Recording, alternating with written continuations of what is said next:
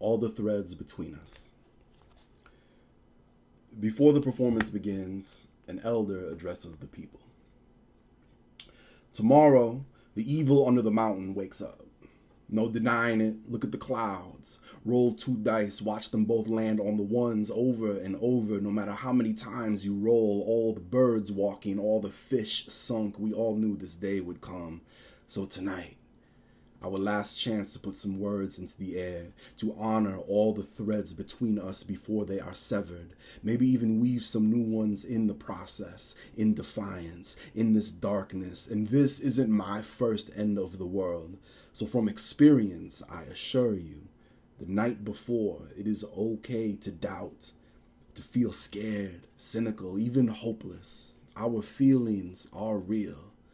Our feelings are not all that is real. We are real.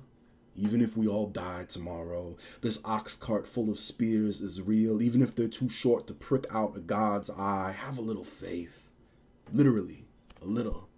Because with no faith, you're a fatalist, no use to anyone. With no doubt, though, you're a fanatic, equally useless. One don't fight because victory is impossible. One don't fight because victory is inevitable, and we need fighters.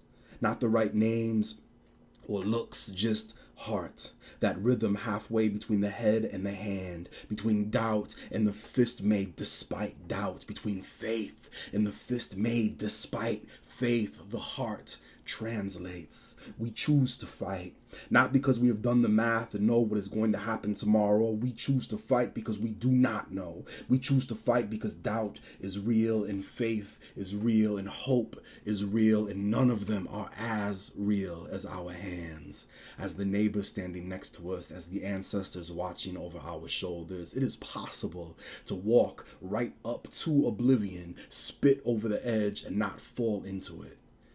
And the only heroes I've known did that every day.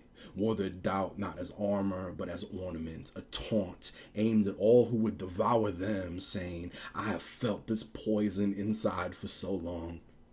Swallow me and taste it. It's not much of a battle cry.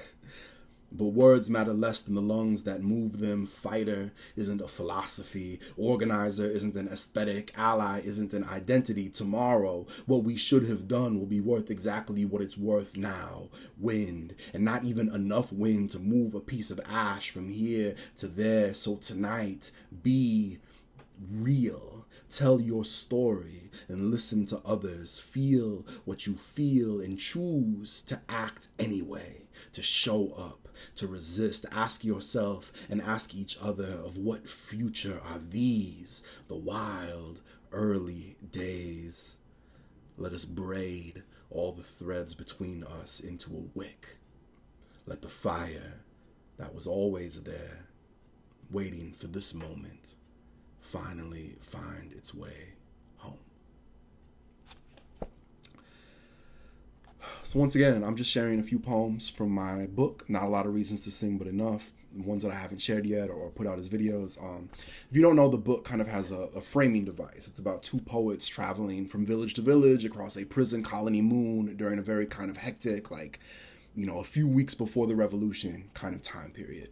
And so this is an example of a poem in the book that isn't performed by either of those main characters. It's just something that they happen to hear as they're passing through like a random village before a random battle that doesn't even involve them. The speaker doesn't have a name, it isn't part of the story in a meaningful way. And that's kind of a running thread in the book, this idea that rebellion is not just the one big dramatic victory. It's the everyday work, the all the time work, the people whose names we don't know, just trying to show up for each other. And if you've taken workshops with me, you may have heard me talk about this idea of the anthemic impulse, writing that kind of has a forward momentum and calls us to action, that affirms that victory is possible.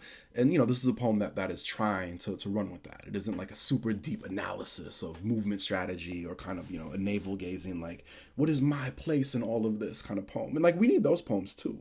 But this one is just trying to do something different. This one is just, trying to explore that idea of fight.